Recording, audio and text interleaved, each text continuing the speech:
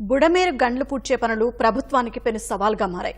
మొదటి గండిని అధికారులు అతి కష్టం మీద పూడ్చారు. మిగిలిన గండ్లను యుద్ధ ప్రాతిపదికన పూడ్చుతుండగా లోకేష్, రామనాయుడు ఆ పనులను క్షేత్రస్థాయిలో పర్యవేక్షించారు. ఒక్కో గండి దాదాపు 50 మీటర్లపైనే ఉండటంతో గండ్లు పూడ్చడం కష్టతరంగా మారింది. బుడమేరుకు మళ్లీ వరద ప్రవాహం క్రమంగా పెరగడం ప్రభుత్వాన్ని కలవరపరుస్తోంది. బుడమేరుకు వరద ప్రవాహం మళ్లీ క్రమంగా పెరుగుతోంది. మంగళవారం దాదాపు 1000 క్యూసెక్కులే వరద ప్రవాహం ఉంది. తాజాగా ఎగువ ప్రాంతం నుంచి 8000 క్యూసెక్కుల వరద వస్తుందని అధికారులు అంచనా వేస్తున్నారు. గండిపడిన చోట ప్రస్తుతం బుడమేరు ఫ్లడ్ లెవెల్ 3 అడుగులకు చేరింది.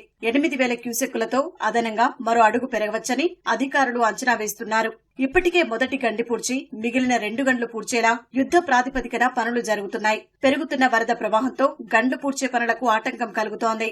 బుడమేరు గండి పూడ్చే పనులను మంత్రులు నారా లోకేష్, నిమ్మల రామనాయుడు పరిశీలించారు. సరైన రహదారి లేకపోవడంతో బురదలో కాలినడకనే మంత్రులు గండిపడిన ప్రాంతానికి వెళ్లారు. ఎన్ని గండ్లు పడ్డాయి, వాటి తీవ్రత, ఎప్పటిలోగా పూడ్చగలమనే విషయాలను మంత్రులు అధికారులను అడిగి తెలుసుకున్నారు.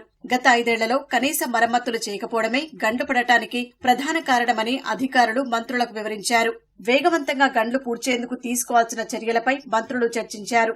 సమాంతరంగా అన్ని గండ్లు ఉన్న చోట్ల పనులు నిర్వహించాలని, అందుకు అవసరమైన మార్గాన్ని వేగవంతంగా పూర్తి చేయాలని మంత్రి లోకేష్ ఆదేశించారు. ప్రతి గంటకి ఎంత పని జరిగిందో తనకు నివేదించాలని అధికారులను కోరారు. డ్రోన్ ద్వారా పనులను ప్రతి గంటకు పర్యవేక్షిస్తారని లోకేష్ అధికారులకు చెప్పారు.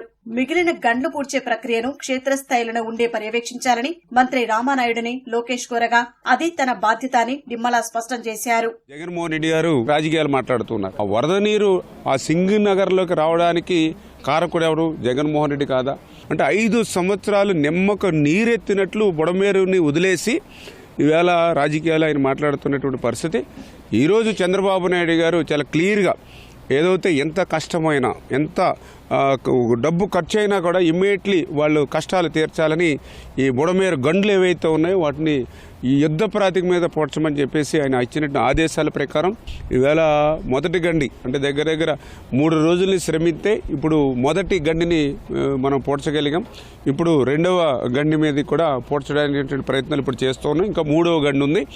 దీన్ని ఎంత ఎమర్జెన్సీగా పూర్తి చేయాలనే ఆలోచనతో అక్కడ చంద్రబాబు నాయుడు గారు కూడా ఎప్పటికప్పుడు కంట్రోల్ రూమ్ నుంచి మాకు ఆదేశాలు ఇస్తున్నారు. బుడమేరు గండి పూడ్చే పనులను డ్రోన్ లైవ్ ద్వారా కమాండ్ కంట్రోల్ సెంటర్ నుంచి మంత్రి నారా లోకేష్ పర్యవేక్షిస్తున్నారు. వివిధ శాఖల సమన్వయంతో అవసరమైన యంత్రాలు, సామాగ్రిని పంపుతున్నారు.